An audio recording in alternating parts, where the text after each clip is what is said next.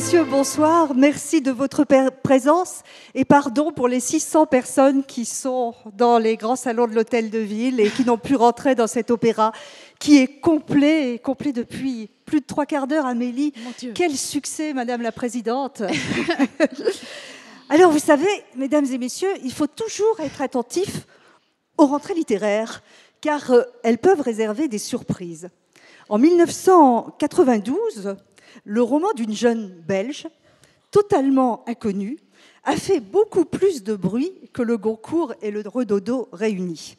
Vous l'avez deviné, le livre, c'est Hygiène de l'assassin, bien sûr, déjà aux éditions Albin Michel. Et l'auteur, elle est à côté de moi, elle est devant vous, c'est Amélie Nothomb. Alors, j'ai retrouvé, Amélie, les articles de journaux de 1992, de cette rentrée, et la stupeur, sans les tremblements, des critiques qui, il faut le reconnaître, ne se sont pas trompés. Ils ont quasiment tous deviné que vous alliez prendre une place importante dans le paysage littéraire. Je ne vais citer qu'une critique, celle d'Olivier Barrault, journaliste bien connu de France Télévisions, qui avait dit d'Hygiène de l'assassin une œuvre d'écrivain, un roman étonnant, maîtrise de la langue, vraie intuition de ce qu'est la méchanceté, du jeu subtil et cruel où le pouvoir change de main. C'est fascinant.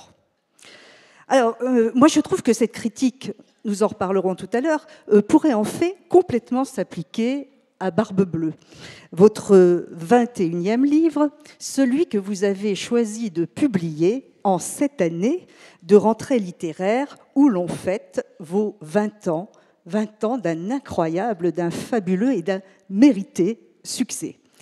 Vous avez vendu en France seulement plus de 15 millions de livres, vous êtes traduite en 46 langues, et ce qui m'impressionne peut-être encore plus, c'est qu'en Europe, comme aux États-Unis, il y a des colloques universitaires sur votre œuvre, sur votre univers, sur votre style. Bref, j'ai envie de vous dire, comme ce matin lors de l'inauguration, chapeau Amélie. Alors,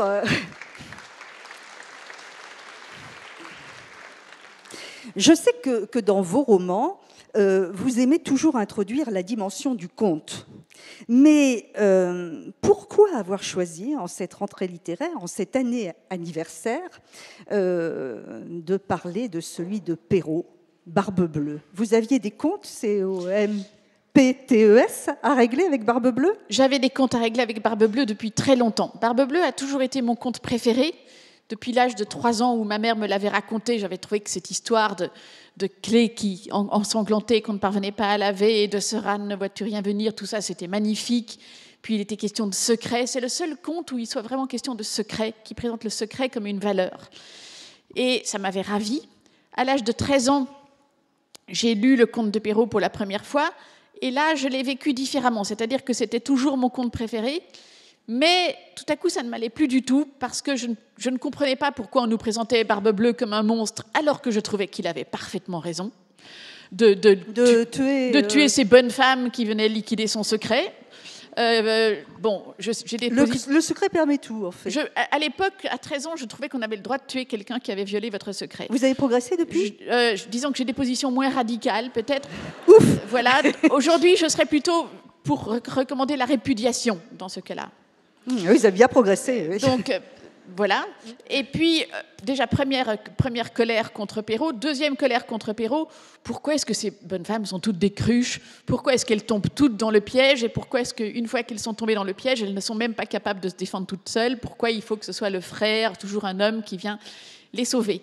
Donc, moi, je voulais à la fois une version du conte qui rende justice à Barbe Bleue, parce que Barbe Bleue a quand même le droit d'avoir un secret, cette valeur est bonne. Dans le conte de Perrault, Barbe Bleue nous est présenté comme un monstre, alors que sa cause est juste. Il a simplement des solutions un peu extrêmes. Et il n'est pas un monstre, quand même ce qu'on peut lui reprocher, c'est son application de la peine de mort. Mais sur le principe, le fait certes, d'avoir une pièce secrète, je trouve que tout le monde devrait avoir le droit d'avoir une pièce secrète et qu'en cas de violation de ce secret, un châtiment s'impose. Peut-être pas ce châtiment-là. Peut-être. Alors, on va en parler de Barbe Bleue, bien sûr. Vous avez dit l'autre jour à la télévision que vous étiez en train d'écrire votre 75e livre, sachant que vous en écrivez 3,7 par an et que vous n'en publiez qu'un. Quand avez-vous écrit Barbe Bleue? J'ai écrit Barbe Bleue cet hiver, c'était le 73e. Et sur quels critères vous avez eu envie de publier celui-là plutôt que les autres? C'était un critère purement instinctif. Il me convenait pour bien des raisons qui convenaient aussi à ma vie privée, à tout ce qui m'arrive dans ma vie privée. Rassurez-vous, je ne suis pas la 9e épouse de Barbe Bleue. J'ai pourtant vu une barbe, je ne sais pas pourquoi. Je ne ferai aucun commentaire. Mais donc, c'était une vieille histoire pour moi aussi. Je savais qu'un jour, je parlerais de Barbe Bleue. J'ai apporté le manuscrit à mon éditeur, qui a été d'emblée enthousiaste et qui m'a dit « Mais c'est formidable parce que vous fêtez vos 20 ans d'édition cette année. Et ça tombe bien, il y a des résonances entre ce livre et Hygiène de l'assassin. » Et j'étais bien la dernière à m'en être aperçue.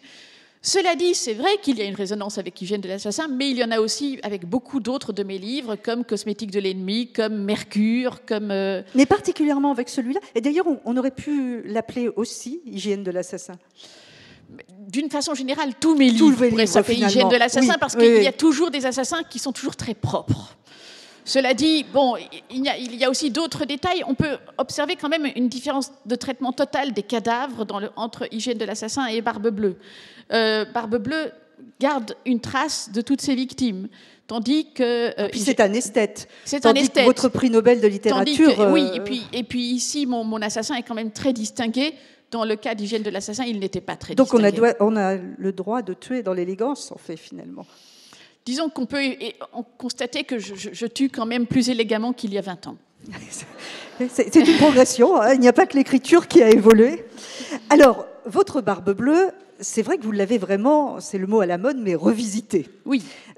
Donc, c'est une jeune Belge, comme par hasard, qui répond à une annonce d'une colocation pour un hôtel de maître dans le 7e à un loyer qui défie toute concurrence.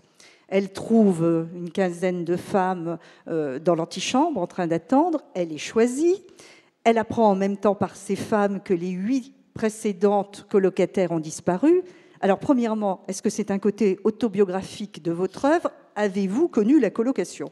J'ai connu bien des colocations les 5 premières années que j'ai passées à Paris. J'ai pu publier donc mon premier livre à Paris en 92 et j'ai connu la galère que connaît toute provinciale, à plus forte raison toute belge, qui essaye de s'installer dans cette ville, visitant avec les petites annonces 25 appartements par jour pour tomber sur des horreurs inhabitables pour des loyers effrayants. Donc, j'ai connu des colocations rocambolesques, mais je n'en ai jamais connu de telles. Cela dit, je crois que j'aurais aimé connaître une telle colocation. Ça ne m'étonne pas, oui. Parce que d'abord, elle est intéressante, et puis la chambre est bien. Je ne suis pas tombée sur des chambres aussi belles que celle-là. Alors, votre héroïne, Saturnine Puissant, évidemment, son nom n'est pas trouvé par hasard, parce qu'elle est forte. C'est un vrai personnage, notons bien, votre Saturnine. C'est une vraie héroïne notombienne. Elle n'a pas froid aux yeux, elle n'a peur de rien, elle est très impertinente, elle a du répondant. Et en même temps, ce n'est pas un roc. Elle n'est pas insensible, elle est capable d'évoluer. Elle a des fragilités intéressantes. Oui, je pense qu'elle vous ressemble, en fait, c'est vrai. Hein. Je pense qu'il y a 20 ans, j'étais un peu comme elle. Alors, Barbe Bleue, moi j'ai l'impression qu'il n'a pas de barbe. En tout cas, vous n'en parlez jamais. Ses pilosités ne sont pas mentionnées et il peut même s'en passer. Il peut même s'en passer. C'est un esthète. Il a une activité intéressante. Il est espagnol. C'est ça. Et quand on lui demande quelle est son occupation, il répond qu'il est espagnol. Alors on essaie d'en savoir plus. Il se présente donc comme un grand d'Espagne. Il fait partie de la grandesse, c'est-à-dire de la noblesse espagnole. Un mot créé magnifique pour l'Espagne. C'est extraordinaire que la noblesse espagnole a tellement le sens de sa grandeur qu'elle s'est créée un mot pour elle toute seule. Seuls les nobles espagnols ont le droit de faire partie de la grandesse. Alors je me suis dit, voilà au moins des... Oui, vous qui êtes une aristocrate belge, et les Espagnols, on en fait voir aux Belges. Hein, Ils nous en ont fait voir, puisque c'est vrai qu'on ne le sait pas beaucoup, mais nous avons été... La Belgique a été Charles une colonie... Quint est passé par là. Nous avons été une colonie espagnole. La Belgique était sous le joug du duc d'Albe, qui a fait énormément souffrir la Belgique. Et c'est vrai que les Espagnols sont restés une terreur en Belgique. On a gardé des comptes à régler avec eux en même temps qu'une véritable admiration. Parce que si, par exemple, la Grande Place de Bruxelles déborde d'or et de splendeur à ce point, c'est bien grâce aux Espagnols. Donc c'est une relation très ambiguë que nous avons avec eux. Et puis Don Quichotte, c'est quand même pour vous le summum Don de la Quichotte noblesse. est le plus grand héros qui ait jamais existé, le plus nécessaire à l'humanité. On le présente comme un être ridicule. Pour moi, il est tout simplement magnifique. Donc je rends aussi hommage à Don Quichotte dans ce livre. Et d'ailleurs, vous faites dire à votre héros, enfin à votre Barbe Bleue, que le Christ, c'est Don Quichotte en mieux. Si vous pouvez observer, toutes les caractéristiques sont en commun. La seule différence, c'est le traitement. Cervantes part du principe que Don Quichotte est ridicule, alors que les évangélistes nous présentent le Christ comme un héros. Mais sur le fond, ce sont les mêmes aventures. Alors, votre héros, en tout cas votre Barbe Bleue, qui est beaucoup, beaucoup plus séduisant que Henri VIII. Hein, oui. Il faut reconnaître, c'est pas une brute, là. Perrault a choisi Henri VIII comme modèle pour Barbe Bleue, et c'est sans doute pour ça que son Barbe Bleue est tellement abjecte. Moi, je voulais un Barbe Bleue séduisant, donc qui ne s'inspire pas de Encore Henri plus VIII. Dangereux, en fait. Mais oui, parce que s'il n'est pas séduisant, il n'est pas dangereux, il est simplement répugnant. Oui. Je voulais un Barbe Bleue dont on puisse tomber amoureuse. Alors, s'il y a quelque chose d'autobiographique dans ce livre, et depuis hier, cette fois, j'en suis totalement sûre, c'est le champagne. Mais c'est pour ça, c'était une mise à l'épreuve. Tout ce champagne que vous m'avez fait boire, ce n'était pas du tout pour me faire C'était plaisir. pour vérifier. C'était pour vérifier que j'étais... Tout à fait. D'ailleurs, je vous ai posé des questions innocentes hier soir. Je vous ai demandé si vraiment le champagne rosé était plus mièvre que le champagne brut. Vous avez répondu comme votre héroïne. Comme j'étais ivre, je répondais à toutes les questions que vous me posiez sans même réfléchir. Alors, je dirais à la fois que ce livre, c'est du champagne, et que le champagne y tient, c'est vrai, une place très importante aussi par sa couleur. Vous parlez de volupté, vous dites que c'est du velours doré, que c'est la version fluide de l'or, et puis, entre autres, que le plus beau bruit du monde... C'est le bruit d'une bouteille de champagne qu'on débouche. Est-ce que vous avez, comme dans votre livre, un frigo à champagne ? Bien sûr. Mais le frigo à champagne, c'est en attendant la cave à champagne qui elle-même sera le prélude de la piscine de champagne. Donc, j'ai beaucoup de projets pour écouler mes droits d'auteur. Et puis, je pense que pendant des années, vous allez être invitée à Reims, à Épernay tout le temps, d'autant plus que comme vous allez être traduite en 46 langues, c'est quand même une... sacrée promotion pour le champagne là, que vous faites. Mais moi, je pense qu'avec beaucoup de courage, je vais accepter toutes ces invitations. Est-ce que cet amour du champagne, ça a commencé quand vous aviez 3 ans, que vous vidiez Absolument. les coupes de champagne à l'ambassade du Japon ? C'est une vieille histoire. Décidément, toutes les choses importantes de ma vie ont commencé quand j'avais 3 ans. Votre Barbe bleue, alcoolique, suicidaire, et le champagne. Quand même. Et le champagne, puisque c'est vrai que j'étais une enfant d'ambassade. Il y avait énormément de réceptions à la maison. Je n'y étais pas conviée, mais personne ne remarquait que je m'introduisais à 4 pattes dans les cocktails et que j'attrapais les flûtes à moitié vides ou à moitié pleines et que je les éclusais. Parce que j'avais bien remarqué que cette étrange limonade était vraiment... Elle avait une belle couleur. D'abord, elle était très belle, puis elle était très, très supérieure à celle qu'on me servait à moi, puis elle produisait des effets très intéressants. C'est pour ça que maintenant, on vous en offre. Voilà. Alors, l'or du champagne, mais l'or et la couleur jaune, ce sont les clés absolues de ce livre. La couleur, oui. C'est la base de ce livre. Oui. Et j'ai appris que vous avez travaillé sur les couleurs. C'est une chose que personne n'a su, puisque quand j'avais 18 ans, c'est-à-dire probablement à l'âge où j'ai été le plus seule de toute ma vie, j'avais écrit un traité métaphysique des couleurs. Et pourquoi ? Parce que tout à coup, il m'était apparu que c'était très important et qu'il fallait réfléchir là-dessus. Et de fait, alors j'examinais les couleurs dans le noir en examinant leur rayonnement et tout, et j'en étais arrivée à la conclusion intuitive que la couleur la plus métaphysique était le jaune, ce qui m'avait beaucoup intriguée, puisqu'a priori, c'était une couleur qui ne me plaisait pas du tout. Mais vraiment, je sentais que le rayonnement jaune produisait un effet vraiment purement métaphysique. Après, j'ai vérifié dans les arts et dans la littérature, et tout le confirmait. Et quand on examine les religions, comme par exemple le bouddhisme, le jaune est vraiment une couleur capitale. Donc, je savais qu'un jour ou l'autre, ça ressortirait. Et puis voilà, ça a mis le temps, mais c'est ressorti. Donc, cette Amélie Cassius Belli, c'était le pseudonyme que vous aviez décidé de prendre comme écrivain, ça. Et allez savoir pourquoi les éditions Albin Michel n'ont pas voulu de ce pseudonyme, qui aurait pu passer tout à fait inaperçu. Mais vous pourriez essayer à nouveau, là, maintenant. Je pense qu'il l'accepterait. Ce catalogue universel des couleurs de 1867, ça existe ou c'est inventé? C'est une œuvre fantasmatique que j'ai en vérité écrite non pas en 1867, mais à l'âge de 18 ans. Voilà, c'est votre Mais c'est mon œuvre, bien sûr. D'accord. Et il y a vraiment 86 jaunes? Mais en vérité, je suis sûre qu'il y en a bien plus que ça. Quand on voit les vraies palettes, des vrais nuanciers, c'est extraordinaire. On a même du mal à différencier côte à côte deux couleurs l'une de l'autre. C'est extraordinaire, le monde des couleurs. C'est de la métaphysique pure parce que tout dépend du rayonnement. Il faut savoir que sans lumière, il n'y a pas de couleur. Donc évidemment, on est en présence de quelque chose de métaphysique. Alors, il y a une page parmi d'autres où vous parlez de la couleur dans Barbe Bleue, et je vais citer ce paragraphe. Vous écrivez « La couleur, qu'est-ce que c'est ? Une sensation produite par les radiations de la lumière. On peut vivre sans. Certains daltoniens ne perçoivent que le noir et le blanc et ne sont pas moins bien informés que les autres. En revanche, ils sont privés d'une volupté fondamentale. La couleur n'est pas le symbole du plaisir, c'est le plaisir ultime. C'est tellement vrai qu'en japonais, couleur peut être synonyme d'amour. » Alors, deux questions. Est-ce que c'est vrai ? Ah oui, complètement vrai. La preuve, c'est que Mishima a écrit un roman magnifique sur l'homosexualité qui était interdite au Japon dans les années 50. Et le titre de ce roman, c'est « Les couleurs interdites ». On a édulcoré ça en français, on l'a traduit par les amours interdites. C'est un peu dommage, je trouve que les couleurs interdites, c'est un titre beaucoup plus beau. Et puis c'est tout à fait vrai, ce qu'on ressent quand on tombe amoureux, c'est quelque chose qui est de l'ordre de la couleur. Et c'est la même sensation qu'on éprouve quand on est en présence de sa couleur préférée ou d'un alliage de couleurs particulièrement émouvant. On ressent une émotion qui ressemble à cette espèce d'extase qu'on a quand on tombe amoureux. Oui, alors question subsidiaire, vous aimez tant la couleur, pourquoi vous habillez-vous toujours en noir? Mais précisément parce que ça va... C'est la non-couleur. C'est la non-couleur et grâce à ça, je vais avec toutes les couleurs. À côté de ça aussi, pour un motif annexe, c'est que c'est moi qui fais la lessive à la maison et ça permet de n'avoir qu'une seule marque de lessive, la fameuse lessive noire. Puis ça, aussi, on peut ne se poser aucune question quand on s'habille, on prend tout, on est sûr que ça ira ensemble. Mais par ailleurs, c'est vrai aussi que grâce à ça, on peut m'offrir des objets d'absolument toutes les couleurs en étant sûr que ça m'ira.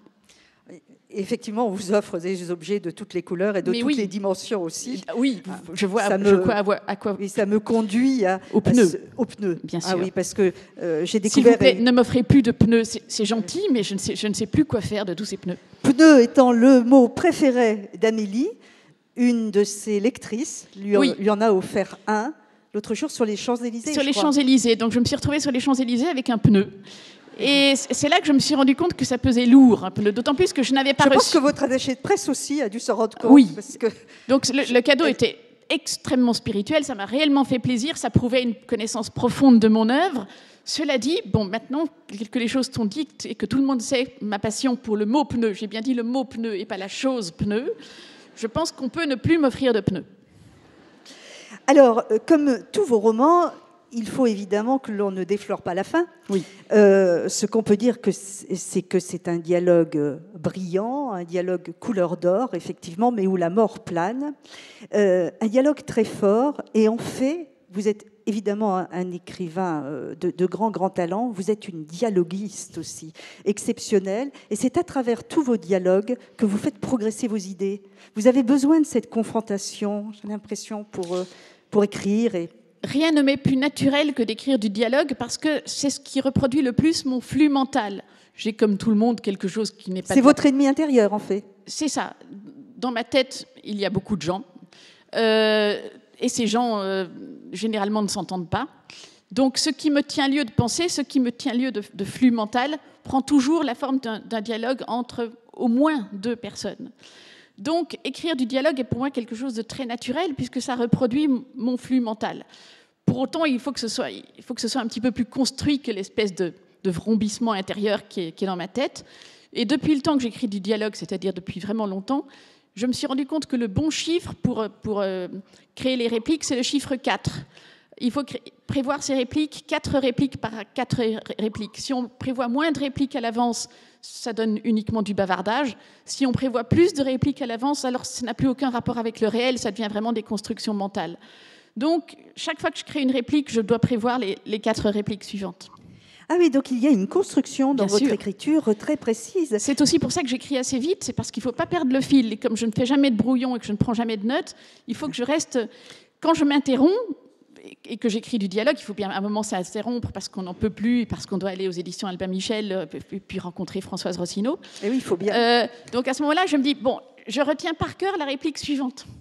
Et c'est une manière de ne pas perdre le fil. Et moi, j'ai remarqué, en particulier dans Barbe Bleue, que vous aviez des verbes, que vous utilisiez des verbes qui avaient une grande force. Merci. Est-ce que vous travaillez ça Je au sein de travaille vos phrases? surtout le verbe, bien sûr. Le verbe doit Super. toujours être le point le plus important de la phrase. C'est-à-dire que le verbe, le langage auquel je recours doit être le contraire de ce qu'on appelle la langue de bois. La langue de bois obéit qui n'est pas seulement le langage des politiques, qui est aussi le langage des, vous savez, des modes d'emploi Ikea et tout. C'est une langue qui désinvestit le verbe. En langue de bois, il y a à peu près 4 verbes comme être, avoir et des choses comme ça. Et donc, ce n'est pas on construit une maison, c'est on voit la construction de la maison. Parce que moins le verbe est investi, plus l'action devient contestable et plus on se noie dans une espèce de n'importe quoi. Donc j'essaye de faire le contraire et d'utiliser des verbes que le point culminant de la phrase soit dans le verbe. Donc c'est ma réflexion finalement était juste. J'ai découvert cet après-midi, c'est tout récent, qu'une nouvelle collection présentait des manuscrits. Oui. Des manuscrits d'œuvres, que cette collection, c'est vous qui l'inauguriez, avec Hygiène de l'assassin. Et donc, j'ai vu les manuscrits d'Amélie. Vous ne pourrez pas les voir, mais vous les trouverez bientôt en librairie. Je pense que c'est sur Internet qu'on peut les acheter. Mais forcément, ça sera dans les bonnes librairies après. Oui. Et il n'y a quasiment pas de rature. Il y en a très peu, en effet. Alors, c'est une écriture régulière, très très belle. Belle, là, vous êtes vraiment gentille. Hein. Oui, je sais. Oui. Disons qu'elle est lisible. J'ai une écriture lisible, oui. Avec de temps en temps des mots soulignés. Les titres. C'est parce que j'ai toujours souligné les titres, et comme dans Hygiène de l'assassin, il est question de beaucoup de titres, puisque Prétexta a écrit... C'est Hygiène de l'assassin qui est publié. Et comment se fait-il qu'il n'y ait pas de rature? Vous arrivez à écrire comme ça, d'un premier jet? Ma tête est pleine de ratures, donc c'est du faux premier jet. Le brouillon est dans ma tête. Mais c'est ce que j'expliquais tout à l'heure. Je fais 4 répliques par 4 répliques. Évidemment, à ce moment-là, j'en élimine. Mais sur le papier, ça ne se voit pas. C'est très, très impressionnant. Je vous conseille ce livre. Il est vraiment magnifique. Alors, j'ai retrouvé une interview de vous dans laquelle vous disiez « Un livre, pour moi, c'est un détonateur qui sert à faire réagir les gens. » Quelle réaction attendez-vous de Barbe Bleue, à part les ventes de champagne? Eh bien, aujourd'hui, ce que j'en attends surtout, c'est tout simplement la reconnaissance du droit imprescriptible au secret. Ça a l'air d'une évidence, mais je trouve que ce n'en est pas du tout une aujourd'hui. Je trouve qu'on n'a jamais vécu une époque qui conspirait autant contre les secrets. Internet en fait partie de cette violation continuelle des secrets, mais pas seulement Internet, c'est vraiment un état d'esprit qu'on peut vérifier à tous les niveaux. Il y a aussi ces caméras de surveillance qu'on voit partout et qui sont soi-disant là pour nous protéger, mais qui d'abord ne nous protègent pas du tout, mais au contraire éventent nos secrets. Hein, on a tous pensé aux amoureux qui se cachaient et qui avaient été filmés par des caméras de surveillance. Puis imaginez ce que donneraient les caméras de surveillance sous un régime fasciste, par exemple, ça fait vraiment très peur. Et puis même, c'est un état d'esprit. Tout se passe aujourd'hui comme si on avait absolument tous les droits, pourvu qu'on dise tout. Eh bien, moi, ça ne me va pas du tout. D'abord, je ne suis pas sûre qu'on ait tous les droits, mais je pense que si on a bien un droit, c'est justement celui de ne pas tout dire. S'il fallait ne garder qu'un seul droit, ce serait celui-là. Et la chambre noire de votre Barbe Bleue, vous en avez une à côté du frigo à champagne?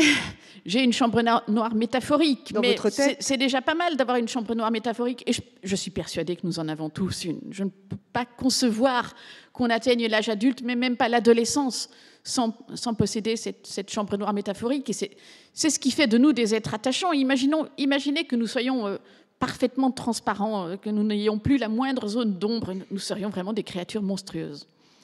Alors, nous avons parlé tout à l'heure du lien entre Hygiène de l'assassin et Barbe Bleue. 20 ans, c'est quand même le moment déjà de de faire un bilan.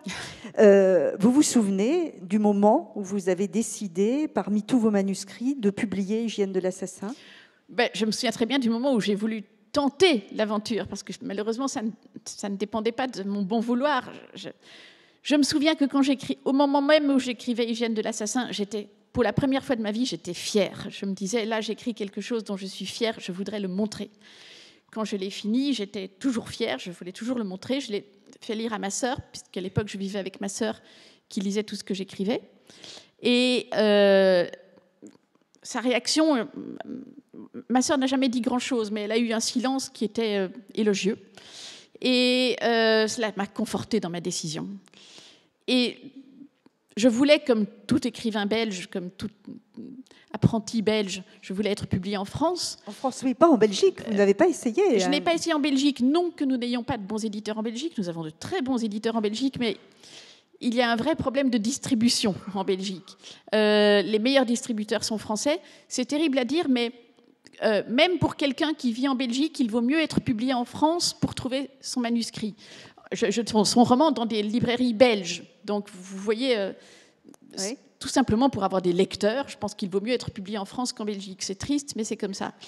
Donc, j'ai envoyé mes manuscrits, mon manuscrit. Chez Gallimard, c'est Chez vrai. Gallimard, Oui. En la personne de Philippe Solers, qui l'a refusé. Et aujourd'hui, je pense qu'il m'a rendu un très grand service, parce que je suis absolument sûre que si c'était Gallimard qui avait publié mon manuscrit, je n'aurais pas vécu une si belle aventure que chez Albin Michel. Puis, face à ce refus de Gallimard... Ils ne sont pas rancuniers chez Gallimard envers Solers, parce que... Mais peut-être qu'ils se rendent compte aussi que je n'étais pas un auteur pour eux, et ça, j'en suis vraiment convaincue aujourd'hui. Et puis, face à ce refus de Gallimard, je me suis dit, ça doit vouloir dire que je n'ai aucun talent. J'ai laissé encore passer 8 mois. 8 mois plus tard, je me suis dit, est-ce que ce n'était pas un peu idiot de ne faire qu'une seule tentative? Je pourrais en faire une seconde, j'ai bien dit une seconde, parce que oui, je n'aurais jamais eu le courage d'en faire une troisième. J'ai été trop audacieuse, trop ambitieuse avec Gallimard. Essayons un petit éditeur français. Je rappelle que j'étais en Belgique et que je n'étais pas très consciente de ce qui se passait à Paris. Et un petit éditeur français, ça me paraissait Albin Michel.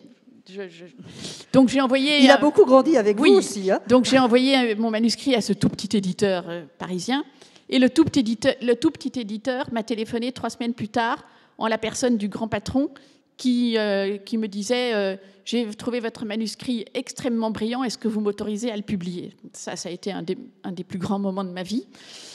Et puis après, comme il m'avait convoqué, je suis allée à Paris et je me suis rendu compte que ce tout petit éditeur n'était pas si petit que ça. Et c'est toujours mon éditeur aujourd'hui. Oui, vous êtes d'une fidélité formidable à votre éditeur. Mais je suis très reconnaissante envers Albin Michel. C'est le premier qui ait cru en moi. Et ça, c'est une chose que je n'oublie pas. Et j'ajouterais que je pense que finalement, on s'est trouvés. On est bien fait l'un pour l'autre. Albin Michel est en même temps une maison de qualité, de vraie qualité littéraire, mais ce n'est pas une maison snob. Je crois que c'est juste le bon niveau pour moi, à la fois de qualité, mais tout à fait accessible. Et c'est une maison chaleureuse. Chaleureuse, indépendante. Oui. Et j'ai des relations d'amitié avec, on peut dire, avec 8 personnes sur 10 dans la maison, et ça, c'est très important. Alors, j'imagine que vous avez réfléchi à l'alchimie de ce succès immense. Comment vous l'interprétez ? Je vous assure que c'est très mystérieux pour moi. Quand j'ai publié mon premier livre, Hygiène de l'assassin, je m'imaginais que c'était un livre très élitiste et qui aurait au maximum 10 lecteurs. Et ce n'est pas du tout ce qui s'est passé. J'ai découvert que non seulement je n'étais pas un écrivain élitiste, mais que j'étais un écrivain grand public. Ça a été pour moi une merveilleuse surprise, mais dont je n'ai toujours pas d'explication aujourd'hui. Donc là, depuis le temps, je suis forcée de le reconnaître. Je suis en effet un écrivain grand public. Ça me fait plaisir, mais je n'ai pas l'explication de ce phénomène. Et pendant les semaines qui viennent de précéder votre venue, plusieurs personnes m'ont dit « Est-ce que vous pouvez demander à Amélie pourquoi elle publie si régulièrement fin août? Est-ce que c'est son éditeur qui le lui demande ou est-ce que c'est elle pour se rassurer ?» Alors je pose la question, qui est la question de vos lecteurs. La première année, donc l'année 92, l'éditeur, Albin Michel, avait décidé de me publier fin août, début septembre, lors de ce qu'on appelle la rentrée littéraire. Et je suis restée fidèle à ce rythme. C'est le rythme qu'il avait choisi pour moi au départ. Ça me convient très bien. En effet, rien ne me force à publier à ce moment-là. Je pourrais très bien passer une année sans publier, je pourrais très bien publier à un autre moment. Mais j'aime bien ce moment-là. Pas pour des raisons de prix littéraire, parce que depuis le temps, j'ai commencé à comprendre que vraiment, je ne risquais pas d'avoir les fameux prix littéraires d'automne, encore que j'en ai eu un en 1999. Absolument, oui. Pour Stupeur et Tremblement, un beau prix, le Grand Prix de l'Académie française. Mais depuis lors, j'ai compris que je n'étais plus menacée. Mais c'est pas grave, il n'y a pas que les prix littéraires à cette saison-là. Il y a les lecteurs, et puis c'est vrai que c'est un très bon moment pour publier un livre. On est tous un petit peu restés sur ce rythme de la rentrée des classes, et moi la première. Donc, c'est un moment où on a beaucoup d'énergie, l'été se termine, on est plein de curiosité, ça me convient bien à moi, et les lecteurs n'ont jamais démenti ça non plus. Alors, vous êtes traduite en 46 langues, vous êtes donc lue dans de nombreux pays. Quel est le pays qui vous touche le plus, dans lequel vous êtes le plus ému d'être publié? C'est évidemment le Japon. C'est le Japon. Stupeur et Tremblement a été traduit et publié en japonais. C'est admirable. Si j'avais écrit un Stupeur et Tremblement sur la Chine, la Chine ne l'aurait pas publié. Et donc vous êtes publié en Chine? Je suis publié, mais là oui, mais ça c'est tout à fait normal, puisque mes livres, ils sont vus, bien à tort d'ailleurs, comme anti-japonais, donc le public chinois trouve ça absolument merveilleux. Le public japonais a plus de mérite. Bon, cela dit, j'ai l'intime conviction que mes livres ne sont absolument pas anti-japonais. Et Dieu merci, le fait que les Japonais continuent de me lire et même me lisent avec de plus en plus de plaisir me prouve que j'ai raison. Ce n'est pas parce qu'à un moment j'ai critiqué certains aspects du Japon, ça ne signifie pas à un instant que je suis anti-japonaise. C'est comme si un jour je disais, vous savez, j'adore la France, mais il y a 2-3 trucs qui ne me vont pas en France. Ça ne ferait pas de moi quelqu'un d'anti-français. Donc pour moi, le plus important, c'était d'être traduite en japonais. Et non seulement je suis toujours traduite en japonais, malgré Stupeur et Tremblement, qui en effet a fait des vagues là-bas, mais en plus, je suis même un auteur aimé là-bas. J'ai pu m'en rendre compte, puisqu'en avril dernier, je suis allée au Japon à l'occasion de la parution d'un de mes livres là-bas, et j'ai été extrêmement bien reçue. Et c'est merveilleux d'avoir des lecteurs japonais. Vous parlez le japonais? Je l'ai très bien parlé. Aujourd'hui, ce qui me reste, c'est vraiment un japonais de cuisine. Donc, dans les interviews, je voyais bien que les journalistes étaient attendris par le niveau de langue qui était devenu le mien.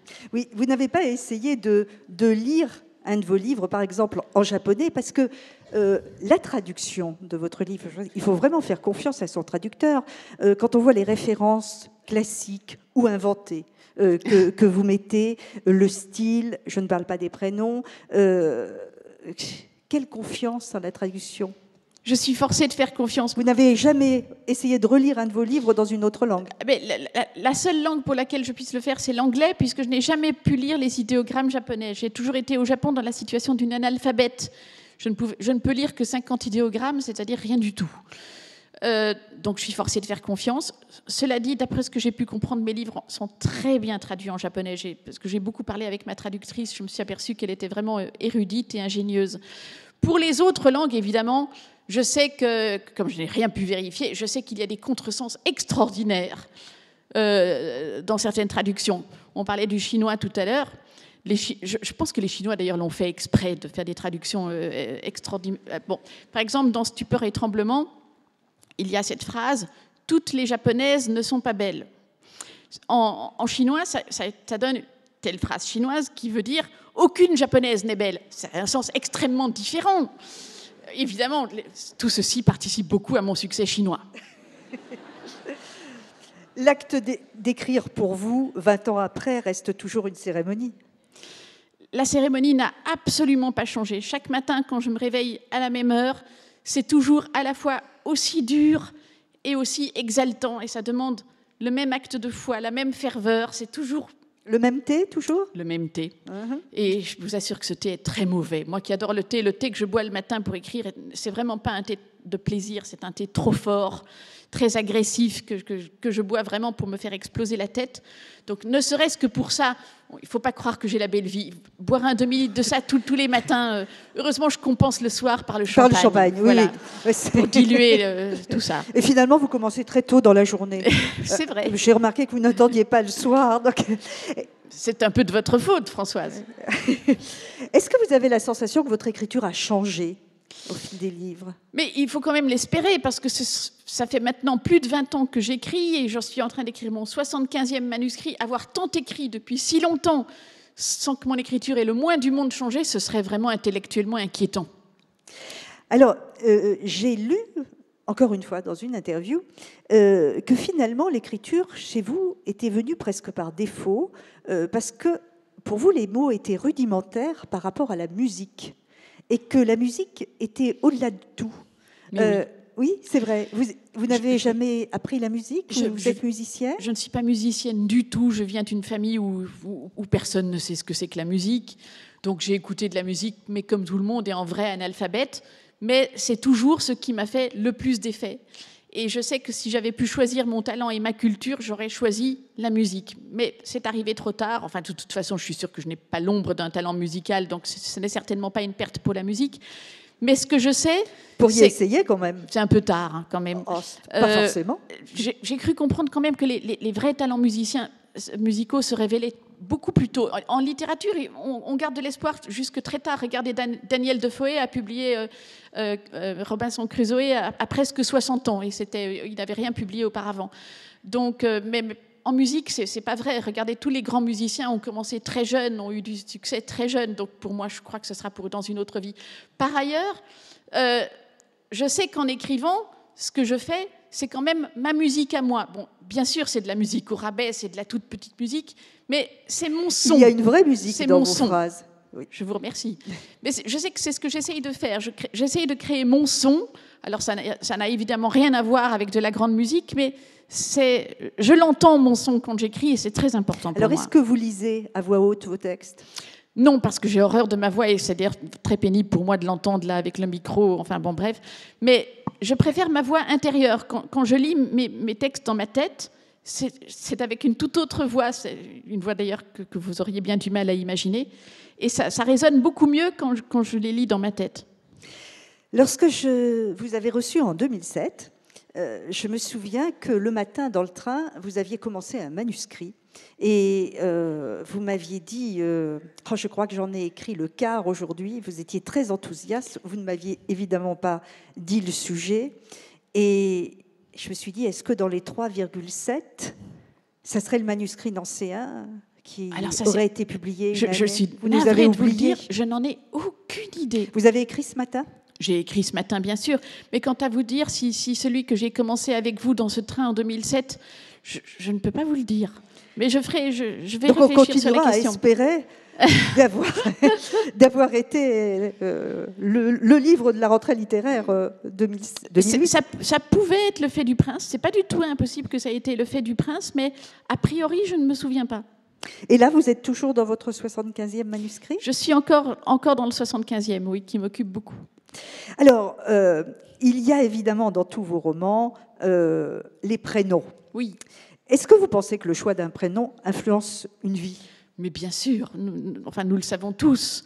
Et puis nous avons tous remarqué aussi l'influence que les prénoms des autres ont sur nous. Il y a des gens qui ont des prénoms qui font qu'on a envie de les connaître, et d'autres qui ont des prénoms qui, a priori, nous retiennent. D'abord pour des raisons souvent très bêtes, simplement parce que nous avons déjà connu quelqu'un qui s'appelait comme ça et que nous n'aimions pas cette personne. C'est souvent très injuste. Enfin, il y a un impact des prénoms qui est énorme. Mais aussi en dehors de toute expérience, les prénoms ont tous une signification et des connotations. Je suis persuadée qu'ils influent sur nous. Est-ce que par hasard, à cause ou grâce à vous, il y aurait des plectrudes, des palamèdes, des saturnines? Alors, à ma connaissance, il y a... Écoutez, ça fait très peur, évidemment, comme considération. C'est une vraie responsabilité, quand même. Mais j'ai reçu un faire-part, c'était en 2003, je crois, j'ai reçu un faire-part de naissance des parents, enfin des jeunes parents qui étaient des lecteurs, qui m'écrivaient qu'ils avaient mis au monde une petite Lily Plectrude. J'ai failli leur répondre que je déclinais toute responsabilité. Ça, c'est pas possible. Hein? C'est pas possible. Non. Mais à ma connaissance, c'est le seul cas, la seule catastrophe à laquelle j'ai donné naissance. Saturnine, ça va quand même. Cela dit, Saturnine, c'est charmant. Si je donne... Plectrude, c'est quand même un peu lourd à porter. C'est mieux que les proserpines, térébenthine, albumine, margarine. Térébenthine, c'est charmant. Oui, c'est vrai. Oui. Alors, quelques mots sur votre image. Vous dites « Je me suis toujours vue comme un clown ». Moi, je ne vous vois pas du tout comme un clown. Et vous avez l'air de penser que finalement, votre image est différente de vous, que que la vraie Amélie se cache derrière cette image. Est-ce que c'est vrai? Je sais, la vérité, c'est que je ne sais pas très bien.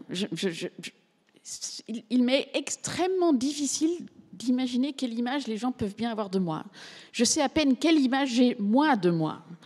Mais que je me suis toujours perçue comme un clown, ça, c'est très vrai. J'avais une vraie angoisse à la maison, puisque j'étais le 3e enfant, le dernier enfant, et mes parents avaient déjà un garçon et une fille qui étaient magnifiques et parfaits, donc ils avaient déjà atteint l'accomplissement dans les 2 sexes. Donc, moi, j'étais la 3e. Qu'est-ce que je pouvais bien leur apporter? Donc, je me suis dit, c'est qu'ils m'ont mise au monde pour les faire rire. Et ça, la réalité le confirmait, puisque dès que j'ouvrais la bouche ou que j'avais n'importe quel comportement, ils étaient morts de rire. Et ça m'a toujours intriguée, parce que je n'ai jamais compris ce que ça pouvait bien avoir de drôle, ce que je disais, ce que je faisais. C'est une chose que j'ai gardée très longtemps, qui est à la fois, bien sûr, valorisante, c'est agréable de faire rire, mais c'est très angoissant de ne pas comprendre pourquoi les autres rient. J'avais ça aussi quand je passais mes oraux de philologie romane, quand je passais l'examen d'étymologie, où je devais, devant le professeur, expliquer l'étymologie des langues indo-européennes, et que je le disais très bien parce que j'avais bien étudié le cours, et que je voyais le professeur mort de rire. Alors, c'est très angoissant comme phénomène. Oui, je comprends. Oui, j'avais néanmoins une bonne note, mais encore aujourd'hui, j'ai du mal à comprendre. Vous entendez comme le public rit? Oui, mais là aussi, il y a une ambiguïté, parce que j'ai pu remarquer que mes lecteurs se différencient en 2 catégories. Il y a la catégorie qui rigole, et il y a la catégorie qui rigole pas du tout. Et là aussi, je ne peux pas dire lesquels ont raison ou lesquels ont tort. En tout cas, tous les 2 vous aiment. Ça, c'est clair. Est-ce que le succès vous apaise? Est-ce que vous êtes aujourd'hui plus sereine que Certainement. Il y a 20 ans? Certainement, parce que le succès, déjà, ça veut dire qu'on n'est plus seul. J'ai tellement souffert d'une solitude que je n'avais pas choisie quand je suis arrivée en Europe. Et c'était à un âge où j'avais tellement besoin d'avoir des amis, besoin d'avoir ne serait-ce qu'une amie ou un ami, et où il y avait tellement personne. Et ça m'a fait l'effet de durer tellement longtemps. Donc le succès, bien sûr, soigne ça. La littérature au secours de la solitude. Mais oui, et au secours de l'intégration. Ça, c'est le grand message d'espoir que je peux apporter, c'est que la littérature peut intégrer. C'est ça qui vous a permis, en fait, de vous sentir belge, d'être accepté. Ça m'a permis de me sentir belge, mais c'est même plus fort que ça. Ça m'a permis de me sentir une personne fréquentable. Quand je suis arrivée en Europe, je me sentais tellement à côté de tout que je me suis dit, mais jamais je ne pourrais vivre ici. Puis après, je suis retournée au Japon dans l'idée que finalement ma vie était là-bas et que je pourrais m'intégrer là-bas. Ça a été une autre catastrophe. Mais c'est quand même grâce au Japon que vous avez publié. Mais c'est bien sûr, c'est grâce au Japon que j'ai publié, parce que c'est grâce au formidable échec japonais, à tout ce que cet échec japonais a fortifié en moi. Ça, c'est une notion très japonaise, la notion de la noblesse de l'échec, que l'échec anoblit les gens. C'est très vrai. C'est aussi un autre message que je peux apporter aux gens, c'est que si vous vivez un grand échec, sachez que non seulement il ne faut pas en avoir honte, mais que ça vous anoblit et que ça vous donne beaucoup plus de force pour tout ce que vous avez à vivre par la suite. C'est grâce à cet échec japonais que j'ai eu le courage de tenter la publication. Bien sûr que j'avais déjà pensé à la publication auparavant, mais jamais je n'aurais eu ce courage, parce qu'on se sent ridicule quand on envoie un manuscrit à un éditeur, parce qu'on sait qu'on court le risque d'être refusé, ce qui arrive 99 fois sur 100. Mais quand on a déjà vécu un grand échec, on ose avoir ce courage-là. C'est en fait ce qui reste de japonais en vous, ça? Il y a beaucoup de choses japonaises en moi. Bon, j'ai fini par comprendre que j'étais vraiment belge, que ce qui dominait en moi, c'était la Belgique, mais il y a beaucoup de choses japonaises en moi, dont cet aspect-là, le fait de vivre les échecs comme un adoubement, et d'oser se jeter à l'eau. Il y a un vrai courage japonais. On l'a vu encore dernièrement. Regardez les événements de Fukushima. Les Japonais ont donné un exemple de courage exceptionnel au monde entier. C'est terrible à dire, mais aujourd'hui, Fukushima, je ne parle pas du nucléaire, qui est encore tragiquement d'actualité, mais Fukushima, c'est réglé. Hein. Les Japonais n'en parlent plus. Ça ne veut pas dire qu'ils n'y pensent plus. Hein. C'est bien sûr qu'ils y pensent. Mais enfin, ils en sont sortis. Il y avait une romancière japonaise cet après-midi, Ryoko Sekiguchi, oui, que j'admire terriblement. Et qui était en débat tout à l'heure et qui parlait justement du Japon après Fukushima. J'aurais beaucoup aimé l'entendre. Alors vous vous êtes croisés en fait sans pouvoir vous rencontrer, mais j'espère qu'elle a eu du monde parce qu'elle est passionnante. Oui, elle a écrit un magnifique petit livre sur une notion d'esthétique japonaise qui est l'esthétique shibui. Je vous recommande ce livre. Alors, aux États-Unis en particulier et dans d'autres pays, on vous considère comme l'une des tenantes de la nouvelle littérature contemporaine. En France, parfois, les critiques sont sévères. C'est tellement facile. Amélie sort un livre tous les ans, donc forcément, elle a dû bâcler. C'est totalement faux. Alors, Barbe Bleue, vraiment totalement faux. Comment vivez-vous les critiques? Est-ce que vous les lisez? Est-ce que... Je les lis parce qu'elles ne me font pas peur. Ce sont des avis comme les autres, moins importants cependant que les avis des lecteurs. Parce qu'un critique, même quand il est très intéressant, ce qu'il fait, c'est son métier. Bien sûr, ça se respecte. Mais le lecteur qui va m'écrire une lettre dans laquelle il me dira ce qu'il pensera de mon livre, c'est infiniment plus important parce que ce n'est pas son métier. C'est spontané, c'est vraiment un cadeau. Et puis, quand on publie un livre, c'est pour les lecteurs, c'est pas pour les critiques. Ça ne veut pas dire, bien sûr, que je ne suis pas sensible à l'opinion des critiques. Mais il n'y a pas moyen de tenir compte de l'avis des critiques. C'est ça qui est terrible avec les critiques, c'est le critique essaye de donner une direction à l'écrivain. Il essaye de conseiller l'écrivain. Je ne dis pas qu'il a tort, ça part certainement d'un très bon sentiment. Enfin, je veux le croire. Mais je ne crois pas au conseil littéraire. Quand on est enceinte d'un livre, ce qui m'arrive absolument tout le temps, je sais que je suis absolument incapable de tenir compte d'un conseil. Je suis tellement habitée de ce que j'ai à écrire que même quand on vient me dire « mais non, on ne fait pas comme ça, on fait comme ça », ah ben je suis désolée, c'est trop viscéral. Peut-être que je suis dans l'erreur, mais cette erreur, je la pratique depuis longtemps, je ne peux pas faire autrement. Et alors, pour l'anecdote, mais enfin, ça n'en était pas une, hier soir, vous disiez à l'Est républicain que de toute façon, les critiques les pires, vous les aviez eues de votre grand-mère. De toute façon, j'avais une grand-mère d'une méchanceté tellement légendaire qu'aucun critique, même les pires critiques de Libération, n'ont jamais pu atteindre la méchanceté de ma grand-mère. Vous dites régulièrement que vous êtes systématiquement non systématique. Ça veut dire quoi, ça ? Que rien n'est plus dangereux que l'esprit de système. Et je pourrais en être une victime, parce qu'on voit bien, je vis de façon extrêmement régulière. Vu de l'extérieur, mon processus de création doit avoir l'air consternant de régularité. Mais moi qui le vis de l'intérieur, je peux vous dire, c'est du court-circuit continuel. Au contraire, c'est le comble de l'angoisse. Donc, c'est de la fausse systématicité. Alors, il y a au moins une quinzaine de livres qui sont consacrés à vous. C'est incroyable. Et dans l'un d'eux, il y a un portrait chinois qui est fait de vous. Ah oui. C'est Michel Zumkir qui l'a fait. Je voulais savoir si vous étiez d'accord avec. Il écrit « Si Amélie était un pays, ce ne serait pas chez elle. Si elle était un goût, ce serait celui de l'ombre. S'il était un portrait chinois, il serait japonais. » Ça, c'est très beau. Je suis tout à fait d'accord. Je ne suis pas d'accord avec tout dans ce livre, mais ça, c'est tout à fait juste. J'ai trouvé que ça faisait une belle conclusion. L'autre étant de dire que je ne suis pas d'accord avec vous sur tout non plus, parce que dans Hygiène de l'assassin, vous avez écrit qu'on ne devrait jamais rencontrer les écrivains. Et moi, vous rencontrer, c'est toujours un bonheur. Merci Françoise. Donc, Amélie, je vais vous laisser évidemment dédicacer et je vais vous rendre à vos lecteurs. Au fait, ces lecteurs si proches de vous, jeunes pour beaucoup d'ailleurs. Et je trouve tout le monde est très jeune ici. Tout le monde est très jeune, absolument. Oui. Et je trouve que c'est formidable que vous permettiez à des adolescents d'accéder à la lecture. Moi, j'ai rencontré plein de jeunes qui me disaient « je lis pas beaucoup, mais j'ai lu un Amélie Nothomb, je crois bien que je vais en lire un autre ou que je vais me mettre à lire. » Ça, c'est une fierté considérable. Je m'en doute, parce que c'est magnifique. De savoir que j'amène des gens à la lecture, et pas seulement à la lecture de mes livres, mais à la lecture en général, ça, c'est ma fierté.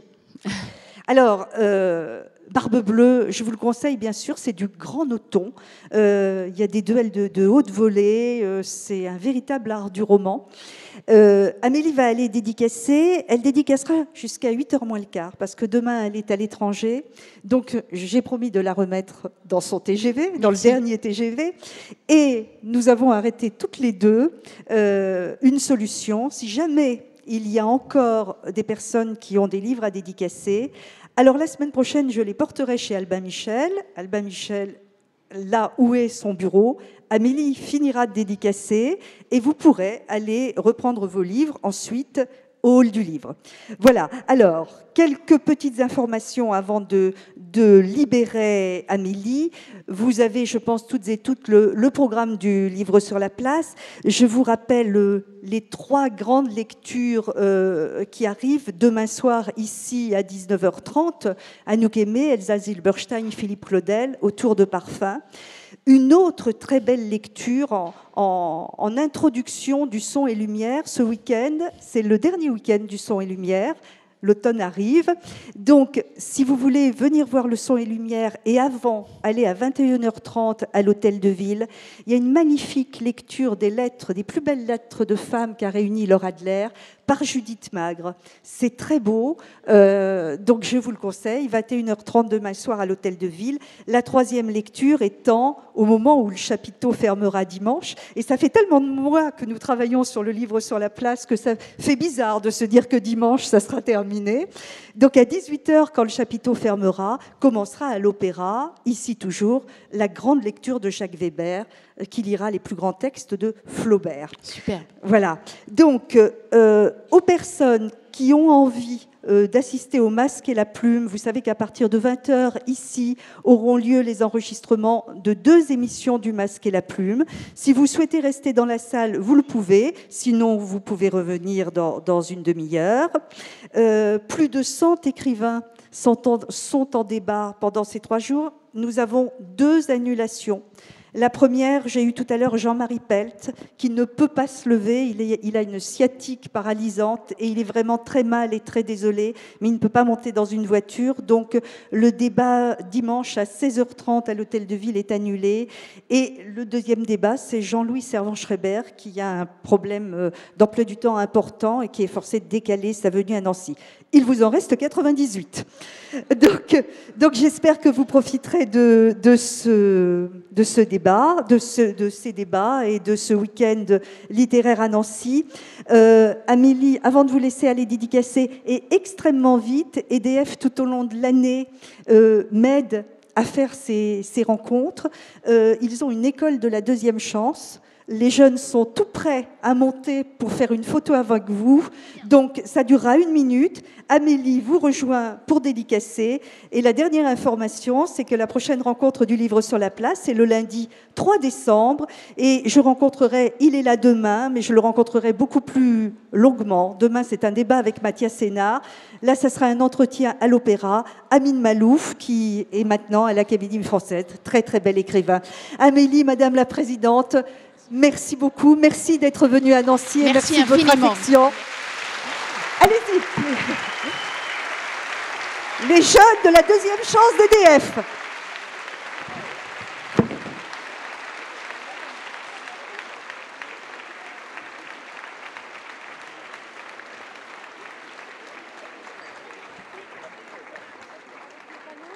Madame, vous aussi ? Madame Wittmann aussi.